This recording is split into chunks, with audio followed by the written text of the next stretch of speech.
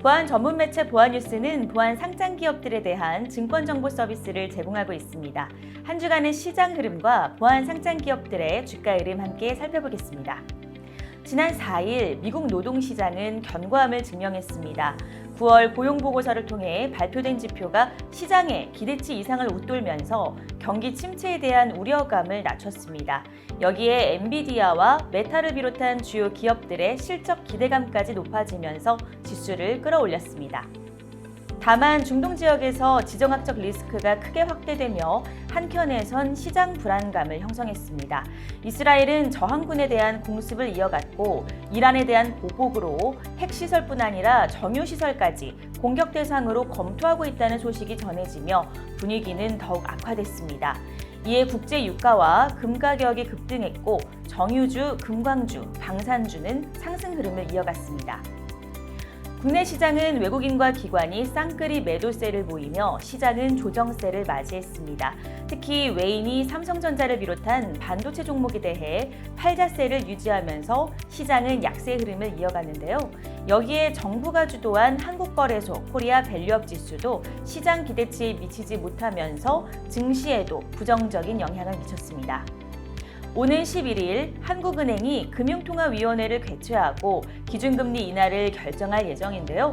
최근 미국과 중국 등 주요 국가들이 통화 완화 정책을 시행한 만큼 국내 동조화 현상도 기대되고 있습니다. 이에 따라 증권가는 시장의 관심이 한국은행의 기준금리 인하 가능성에 초점이 맞춰질 것이라고 분석했습니다. 다음은 보안상장기업 시총 상위 종목들의 주가 흐름 살펴보겠습니다. K밸류업 지수에 유일하게 편입된 S1은 전주 대비 5.72% 하락한 56,000원의 종가를 형성했습니다. 하이트로는 7.67% 상승한 4,280원의 거래를 마쳤는데요. 오는 23일 임시주총에서 GPCR 신동승 대표가 사내이사로 선임될 예정입니다. 이후 각각 대표이사를 맡아 신약개발, 신사업을 주도할 방침입니다. 하이트로는 신대표와 기관들 지분의 60% 이상을 인수하며 최대 주주에 오를 예정이라고 전했습니다. 보안상장 기업 하이트론의 사업 다각화 추진에 대한 성과에 관심이 집중되고 있습니다. 한 주간 기관의 관심을 받은 안랩은 0.37% 하락한 53,600원으로 마지막 거래일을 마쳤습니다. 안랩은 사우디아라비아 리야드에서 열린 국제사이버보안 포럼 GCF 2024에 참석했다고 전했는데요. GCF는 사우디 국왕 후원으로 사우디 국가사이버보안부가 주최하는 행사로 한국 사이버보안 기업 중 유일하게 안랩이 초청받은 것으로 전해졌습니다. 안랩은 올해 GCF를 비롯해 미국 RSAC, 일본 IT위크 스프링, 말레이시아 사이버 DSA 등 해외 사이버 보안 행사에 참여하면서 해외 교류를 강화하고 있다고 밝혔습니다. 지난주 마지막 거래일 슈프리마와 한국정보인증이 유일하게 빨간불로 마감했는데요. 슈프리마는 전주 대비 주가 3.14% 하락한 24,700원에 한국정보인증은 2.11% 상승한 4,105원에 거래를 마쳤습니다. 윈스가 약보합, 아이디스는 4.32% 하락한 15,280원의 종가를 형성했습니다. 이스트소프트와 센즈랩, ICTK가 하락폭을 넓혔는데요.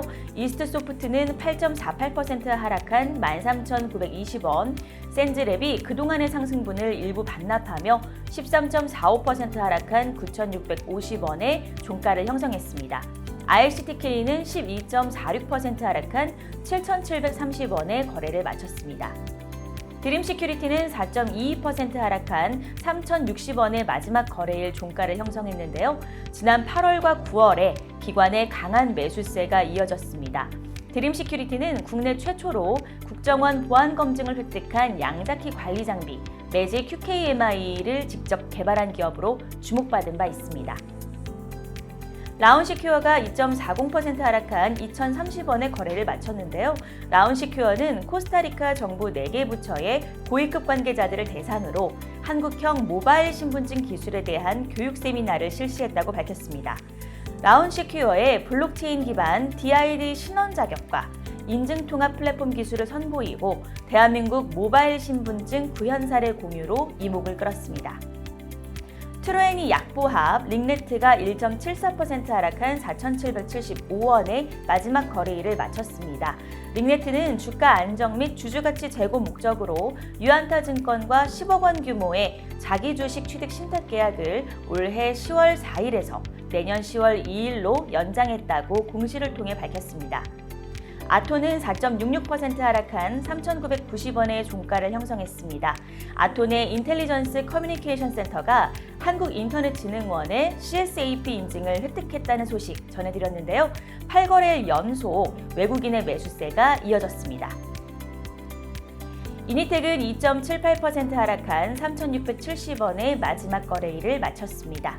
지금까지 한 주간 보안 관련 상장기업 시황 전해드렸습니다. 고맙습니다.